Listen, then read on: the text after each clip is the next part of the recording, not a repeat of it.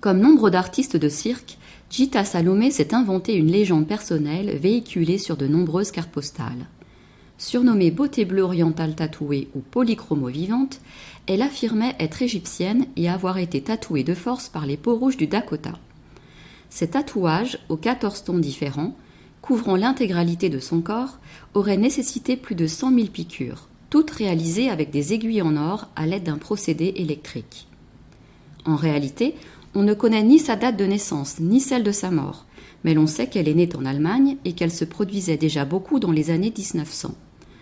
C'est l'une des rares artistes qui possédait son propre stand d'exposition dans les carnavals et foires. Elle a tourné à Berlin, Paris, Londres, New York et Saint-Pétersbourg. De nombreuses cartes postales sont écrites en français, car elle avait beaucoup de succès chez nous. On pouvait l'admirer dans des parcs d'attractions comme le Luna Park à Paris ou au Vogue de Lyon par exemple. Artiste de cirque, de cabaret ou bête de foire, aucune trace sur la réelle personnalité de Gita Salomé.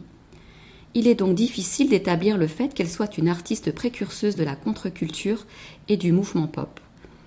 Mais comme l'a souligné l'exposition Tatoueur-tatoué du musée du Quai Branly présentée en 2015, elle a certainement contribué à l'histoire du tatouage comme art à part entière.